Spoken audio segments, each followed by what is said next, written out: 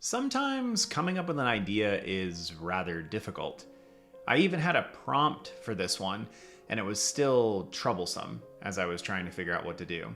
The prompt was digital, and of course it has to be a dragon, so I was thinking about what I could do that way. My first ideas were things along the lines of having an arcade game or a video game where there was a dragon inside of that. I thought about doing something that was pixelated. And what I ended up landing on, whether it was the right decision or otherwise, was a hologram. So, like a holographic dragon.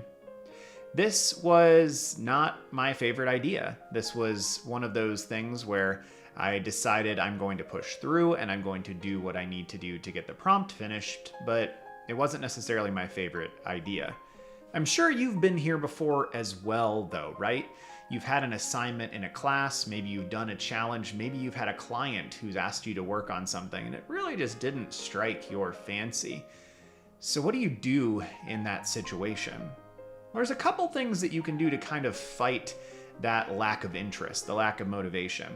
I've talked several times on the channel before about how motivation and inspiration are both treacherous. They are things that we have a temptation to rely upon, but really they're fickle, and we never know when they're going to come and when they're going to wear out. And so it's best if you can find a way to work without them. I am very seldom motivated to work on my art, and I'm very seldom inspired. In fact, the moments of inspiration are the ones where I whip out my phone or I pull a random piece of paper off of the counter or something and just start sketching an idea or writing things down. Those moments happen. In fact, they happen most frequently when I'm alone, on a walk or on a drive, and of course trying to sketch something or write something down when you're driving is a terrible idea, so I'll often do vocal recordings on my phone.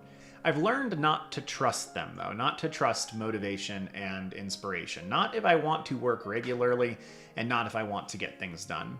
When it strikes, it's amazing. It can be so wonderful to rely on those things, but because I can't rely on them to pop up, I've got to find other ways to work through things. So in this drawing, you'll actually see part of that. First of all, I sketched out some ideas, and I tried to find something that was interesting. When that didn't particularly work this time, I asked my Discord server. I gave them the sketches. I told them I'm having a hard time coming up with ideas for this. What do you think? And I got some lovely feedback. So sketching out an idea is wonderful because sometimes you'll work out whatever you need to work out in order to make it function. But also, seeking help from other people can be a wonderful boon. If you don't have a group of people to talk to, I would recommend checking out our Discord server. It's linked in the description down below. It's a small community where we can do things just like this. Bounce ideas off of each other, ask for help when we need it. It's a wonderful thing. But that help pointed me in the right direction. I started then sketching out ideas again and working with this. It still wasn't like something that I was super excited about, but at least I had some momentum. And momentum, contrary to inspiration and motivation, is actually extremely powerful. It's one of the reasons why I think the draw every day or the monthly challenges can be so beneficial. Of course, those things have to come with a healthy dose of reality and grace for yourself if you miss a day. We're working on Inktober right now, for example, because I'm recording this on October 9th. And I missed October 8th's prompt because I was busy, because life happens. I'm not beating myself up about it. I work ahead on things, I work backwards on things. This is just what life is. You can't always draw every single day, as much as that would be an amazing thing. I know that that advice gets a bad reputation sometimes in the art community, and I think there's a couple reasons for that. One being that people think that's the only thing you have to do. Like, you just draw every day, you'll get better. Not quite the case. And the other is people have a tendency to beat themselves up when they try to do that and they don't quite get it. So I would just steer clear of those two pieces. But momentum helps tremendously, and that's one of the reasons why I like doing things like that, sticking to something. So I had a little bit of momentum. I started with some sketches, I came up with this idea, and then pretty quickly, because I didn't want to wait too long, I just dove into my sketchbook and started sketching it out with that red pencil.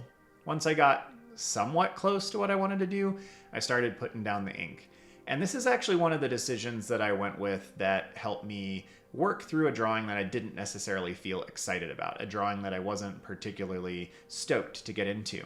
and that was I decided I was going to use color. I was going to use another medium. Now, if you always work with color, this might not sound all that fantastic, but if you've watched a lot of my sketchbook sessions, many of them, in fact, by far most of them, are done in just black and white. It's my preferred medium most of the time. I love it. But color is an intrinsically wonderful and beautiful thing. It's something that's fun to play with. And so for this drawing that I wasn't feeling super excited about, I decided I was going to put color in. So I'm getting the baseline sketch down, and then I'm going to start taking my brush pens in and working with color.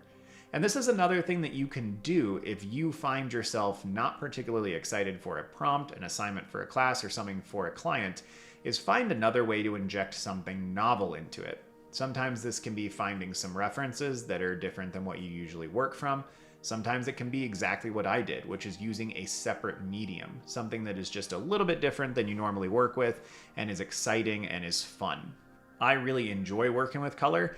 I think honestly, I don't put quite as much time into it these days simply because I've got so many drawings I'm working on getting out that to color each one is probably tripling or quadrupling the amount of time that it takes. A drawing like this isn't too crazy, but a lot of the really big pieces that I've done, especially the pieces that are on Bristol, those can take many, many hours to finish all of the color work on. And while I love doing that, and it makes great backgrounds for the podcasts, it's also just an inordinate amount of time. I might start doing some more of that as I begin to work on the children's book, but I have a feeling I will do most of that coloring digitally, just because I have the most control there. I have the most ability to work on that in that capacity. Now, I know that there might be a thought floating around in the back of some of your heads, and it's a relevant one. And it's the idea that why would you work on something artistically that you didn't feel motivated or inspired to work on? Why would you work on something that you weren't excited to do? And I think this is an important question. And the answer is going to be very different depending on who you are, where you are in your art journey, and most importantly, what your art goals are. If your goal is simply to have fun, then there might not be a whole lot of logic to you taking some time to work on something that is not exciting to you, that doesn't seem to be fun. For me, whose goal is to continually improve, to push the boundaries of what I'm capable of, and to grow, both selfishly, so that I can do the things I want to, but also so I have better abilities to instruct people here on this platform, students in, real, normal, everyday life, and my daughter as well. I have needs to continually grow, to continually improve. And I am a firm believer in the fact that the more you expand your horizons, the more that you keep yourself from artificial inhibitions, the more chances you have to grow. So if I only work in a single medium, I am going to grow less than if I work in several mediums. Ironically, if I work in 30 mediums, I won't grow as much at all because I won't be spending enough time on a singular thing in order to grow. But because my desire is to grow and to improve both for myself and for others, I need to be working on things that are not necessarily exciting for me. If I only drew what I wanted to, I would only draw robots and dragons. And whilst that's a totally fine endeavor, if your goal is just to have fun and follow your joy, if your goal is to do things beyond that, you're going to have to practice things that are outside of your wheelhouse, things that are not what you would normally turn to. So when we work with things like Inktober, Smogist, or even just trying to illustrate stuff for a children's book like I am right now, I'm forced to draw things I wouldn't normally. The first prompt, for example, for Inktober this year was backpack. I don't remember the last time I drew a backpack. Why? Well, because why would I? What situation would I find myself in where that was the necessary thing to draw? The second prompt was boots. Well, I draw boots every once in a while when I draw characters, but this forced me to sit down and look at some. In fact, I had my 5-year-old daughter do a couple little poses for me so I could use her and her shoes as part of the prompt itself. But those kinds of things happen intrinsically when you stray from the stuff that is your comfort zone. It's part of the reason that I do these prompts. It's part of the reason that I try to come up with weekly drawing prompts on my own Discord server, just because those things force me to do things that are outside of my norm. I also encourage a lot of people here on this platform and other artists in my life to do the same, to draw things that are not your normal things, if your goal is to continually improve and get better. But even if it isn't, even if your whole goal is just to have fun, I think there's always a benefit to trying new things too. I usually describe this as finding new loves. You never know if you're going to try a new food, if you're going to try a new country, you're going to visit a new place, and just fall in love with it. You can't know until you experience those things. The same is true for art mediums. The same is true for art references. If you've never drawn a horse before, or a dragon, or a robot, or a city, you can't definitively know whether you enjoy drawing those things or not. And I think that it's beneficial to all of us. It behooves us to experiment, to try different things. And so that's why I find myself sometimes working on prompts that are not particularly exciting for me. Why I find myself drawing things where I don't have a whole lot of inspiration or motivation in that moment. Inspiration and motivation are fickle. If I only wait for the muse to strike when I'm going to draw, I would draw so much less than I do. If I only wrote when I felt like it, when I was inspired or motivated, I would only write a couple times a week. And the problem is that I would fall out of the habit. It would be easy to miss days, and my progress would be so slow. As it were, I committed last August to writing every single day, trying to get 1,000 words written every single day on my book. And I finished the first draft of my book in March. I'm now 40% through the second book that I'm writing. The only reason that those things exist, whether they're good or terrible, they exist because I committed to doing it, because I worked when I didn't feel like it. And that's how things get accomplished. Now, again, if you are doing this just for the love and the joy of it, you don't have to push yourself. But I do think that even if that's the case, it's beneficial for you to try new things now and again.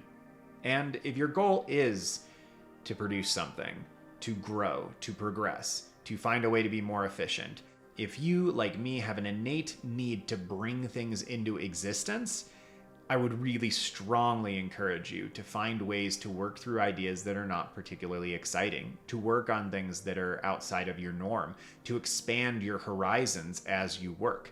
It will benefit you, and selfishly, it will benefit me and the people around you, because this world is a better place when new things are brought into existence. Well, as always, thanks for listening. I appreciate it. Thank you to patron Who, What, Where, When for your continued support, and to all my other patrons as well. If you want to check out my Patreon, it's linked in the description down below next to the Discord server. Have a good one, y'all. See you soon.